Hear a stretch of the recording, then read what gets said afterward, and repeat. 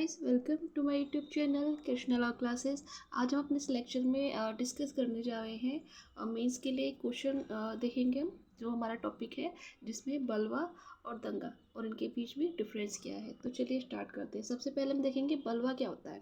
ठीक, तो इसे सबसे पहले देखिए, जो इसकी डेफिनेशन दी गई है सेक्शन 146 में दी गई है, इसे परिभाषित किया गया। तो 146 के अनुसार क्या है इसकी डेफिनेशन: जब कभी विधि विरुद्ध जमाव द्वारा या उसके किसी सदस्य द्वारा ऐसे जमाव के सामान्य उद्देश्यों को अग्रसर करने में बल या हिंसा का प्रयोग किया जाता है, तब ऐसे जमाव का हर सदस्य बलवा करने के अपराध का दोषी होगा। ठीक, मान लीजिए कुछ लोग हैं जो एक जगह जमा हुए, कलेक्ट हो रखे, ठीक, और फिर उनके द्वारा किसी बल या हिंसा का प्रयोग किया जाता है, ठीक, अपने अपने अपने सबके सामान्य उद्देश्यों को अग्रसर करने के लिए। ठीक, तो वो किसके बलवा के अपराध के दोषी होंगे। सेक्शन 146 का विश्लेषण करने पर बलवा के अपराध के लिए निम्नलिखित आवश्यक तत्व स्पष्ट होते हैं। तो इसके एसेंशियल एलिमेंट्स देख लेते हैं। तो ये वेरी मोस्ट इंपॉर्टेंट है। किसी भी क्वेश्चन को आप करने जा रहे हो तो उसके एलिमेंट्स आपको पता होने चाहिए, तो आप क्वेश्चन अच्छे से कर सकोगे। तो 5 या 5 से अधिक व्यक्तियों द्वारा विधि विरुद्ध जमाव का गठन किया गया हो। ठीक है, तो बलवे के लिए सब पूछ लिया जाता है। प्रीवियस क्वेश्चन बहुत पूछा जाता है, कितनी 5 या 5 से अधिक व्यक्ति होने चाहिए और ऐसे व्यक्तियों का सामान्य उद्देश्य से प्रेरित होना चाहिए, मतलब उनकी कॉमन इंटेंशन होनी चाहिए, कॉमन ऑब्जेक्ट, सभी का एक जैसा ऑब्जेक्ट होना चाहिए। और विधि विरुद्ध जमाव या उसके किसी सदस्य द्वारा सामान्य उद्देश्य को अग्रसारित करने में बल या हिंसा का प्रयोग किया जाना चाहिए। अब हम इसका एक एग्जाम्पल देख लेते हैं।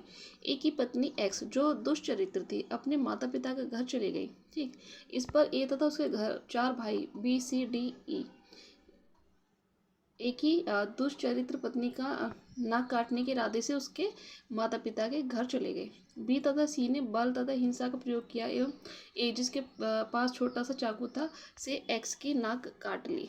ठीक, उसने, और यहाँ पर ए बी सी डी तथा ई सभी बलवा के अपराध के लिए दोषी होंगे। ठीक, स्पष्ट है कि बलवा के अपराध के लिए कम से कम 5 व्यक्ति को होना आवश्यक है। अतः यदि 6 व्यक्तियों के ऊपर बलवा का आरोप लगाया जाता है और शेष 4 को बलवा के अपराध के लिए दोषित नहीं किया जा सकता है। ठीक, यानी कि अगर सिर्फ 6 ही अपराधी बचे हैं, एक पर आरोप लगाया लेकिन वो ना साबित हो गया है, तो यहाँ पर बलवा नहीं माना जाएगा यदि 4 ही व्यक्ति रह गए हैं। ये प्रॉब्लम पूछ ली जाती है प्री में भी, मेंस में भी। परंतु कपिल देव सिंह वर्सेस राज्य 1949 फेडरल न्यायालय के प्रकरण में फेडरल न्यायालय ने उदाहरण किया था कि बलवा के अपराध के लिए 5 या 5 से अधिक व्यक्तियों की उपस्थिति घटना स्थल पर निसंदेह रूप से सिद्ध की जानी चाहिए। ठीक, यदि इनमें से कुछ व्यक्तियों की पहचान नहीं की जा सकती है या उनकी शिनाख्त संदेहास्पद है या फरार हो गए, तो ऐसे मामलों में 5 से कम व्यक्तियों को भी बलवे के अपराध के लिए दंडित किया जा सकता है। मतलब ये कि कुछ अपराधी गिरफ्तार कर लिए गए हैं, उनकी पहचान हो गई है, लेकिन कुछ अभी पकड़ में नहीं आए हैं, लेकिन उनकी संभावना पता मालूम है कि अपराध किया है, लेकिन अभी पहचान संदिग्ध है, तब बलवा का अपराध मान लिया जाएगा। अब देखते हैं इसके लिए लोक स्थान पर होना, सॉरी, ये तो बलवा तो हमारा हो गया। अब हम दंगा देखेंगे। ठीक, तो दंगा सेक्शन 159 में परिभाषित किया गया है इसको, और अकॉर्डिंग टू सेक्शन 159 जबकि 2 या 2 से अधिक व्यक्ति लोक स्थान में लड़कर लोक शांति में विघ्न डालते हैं, तब ये कहा जाता है कि वे दंगा करते हैं। तो हमने बलवा में कितने देखे थे? 5 व्यक्ति देखे थे। ठीक है, और यहाँ पर कम से कम 2 व्यक्ति होने चाहिए। प्री में क्वेश्चन पूछ लिया जाता है तो कि दंगे के लिए मिनिमम कितने 2 व्यक्ति होने चाहिए और उनके बीच में झगड़ा होना चाहिए। कहाँ पर? लोक स्थान पर। ये इसका मेन पॉइंट है। ठीक, पूछ लिया जाता है कौन सा अपराध है जो लोक स्थान पर ही हो सकता है, तो दंगा है। ठीक, और लड़कर वे लोक शांति में विघ्न डालते हैं, तब ये कहा जाता है कि वे दंगा करते हैं। धारा 159 का विश्लेषण करने पर दंगा के अपराध के लिए निम्नलिखित आवश्यक तत्वों की संतुष्टि आवश्यक है। नंबर 1, 2 या 2 से अधिक व्यक्तियों के बीच लड़ाई होनी चाहिए। ठीक है, पहले तो हमने देख ही लिया, 2 या 2 से अधिक व्यक्तियों और उनके बीच झगड़ा होना चाहिए। लड़ाई किसी सार्वजनिक स्थान पर होनी चाहिए। हमने कहा ना, ये आपसे लोक स्थान पर होनी चाहिए, इसका मेन पॉइंट है। और लड़ाई से लोक शांति भंग होनी चाहिए। ठीक, और लोक शांति विघ्न पड़ रहा हो, ठीक है, आने जाने वाले लोग हैं उन्हें दिक्कत हो रही हो उनके दंगे से। ठीक, और दंगे के अपराध के लिए दोनों तरफ से लड़ाई का होना आवश्यक है, यानी कि दोनों बराबर लड़ रहे हो। यदि एक दल आक्रामक है और दूसरा दल निष्क्रिय है, तो विधि की दृष्टि में दंगे का अपराध नहीं माना जाएगा। ठीक। मात्र मुख से शब्दों द्वारा झगड़ा करना लड़ाई नहीं है। ये क्वेश्चन बहुत पूछ लिया जाता है प्री में। ठीक।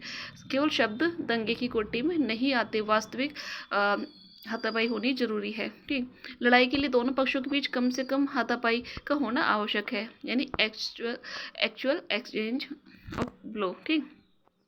जगन्नाथ शाह 1937 के प्रकरण में, जहां एक सार्वजनिक मार्ग पर दो भाई आपस में झगड़ते हुए एवं एक दूसरे को गाली देते हुए पाए गए, जिसके परिणाम स्वरूप भीड़ इकट्ठी हो गई और यहां तक कि यातायात भी रुक गया, यह धारित किया गया कि दोनों भाई दंगे के अपराध के लिए दोषी नहीं थे, क्योंकि उन दोनों के बीच में वस्तुतः लड़ाई नहीं हुई थी। तो ये हो गया दंगा।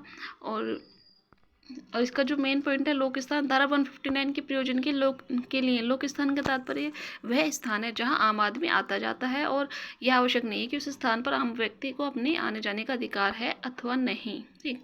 जो सभी के लिए ओपन होता है वही पब्लिक प्लेस होता है, जहाँ पर सब आ जा सकते हो। ठीक। मुख्य न्यायमूर्ति कॉलरिज ने बेलार्ड 1884 के मामले में यह निर्धारित किया था कि यदि जनता बिना किसी विघ्न व्यवधान के किसी स्थान पर आना जाना बनाए रखती है तो वह स्थान लोक स्थान माना जाएगा, भले ही विधि की कठोर परिभाषा में उसका कार्य अतिचार की कोटि में आ रहा हो। ठीक। तो इसमें उन्होंने जस्टिस कॉलरिज ने साफ साफ कह दिया कि यदि जनता बिना किसी विघ्न या व्यवधान के किसी स्थान पर अपना आना जाना बनाए रखती है तो वह स्थान लोक स्थान माना जाता है।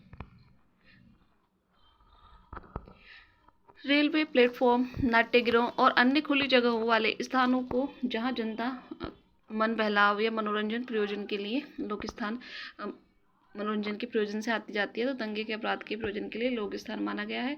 इसी प्रकार विभिन्न न्यायिक विनिश्चयों के अंतर्गत किसी सार्वजनिक मूत्रालय, बस स्टैंड को लोक स्थान माना गया है, परंतु किसी लोकमार्ग से सटे प्राइवेट चबूतरे तथा रेलवे स्टेशन को जब किसी ट्रेन के आने जाने का समय न हुआ हो लोक स्थान नहीं माना गया है। इसी प्रकार किसी विद्यालय या महाविद्यालय को भी लोक स्थान नहीं कहा जा सकता, क्योंकि ऐसे स्थान पर जनता नहीं वरन छात्र आते हैं।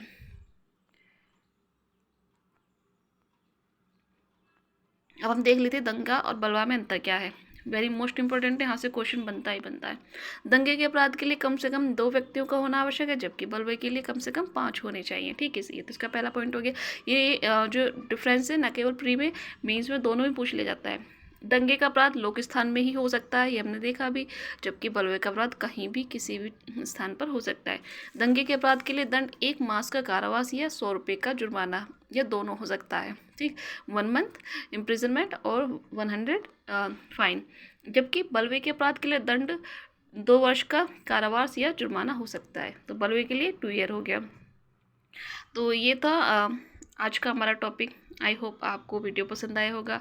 अगर वीडियो पसंद आया तो प्लीज़ चैनल को लाइक, सब्सक्राइब और शेयर कीजिएगा। अगर आप चाहते हैं हम कंटिन्यू मेंस किस तरह से क्वेश्चंस आपके लिए लेकर आएँ तो प्लीज़ कमेंट करके बताइएगा और सब्सक्राइब जरूर कीजिए, क्योंकि देखिए वीडियो बनाने के लिए हमें मैटर कलेक्ट करना पड़ता है, नोट्स बनाने पड़ते हैं, काफ़ी टाइम लगता है लेक्चर तैयार करने में। तो प्लीज़ आपको तो सिर्फ सब्सक्राइब करने के लिए एक रेड बटन ही दबाना है, तो प्लीज़ सब्सक्राइब करना ना भूलें। Thanks for watching.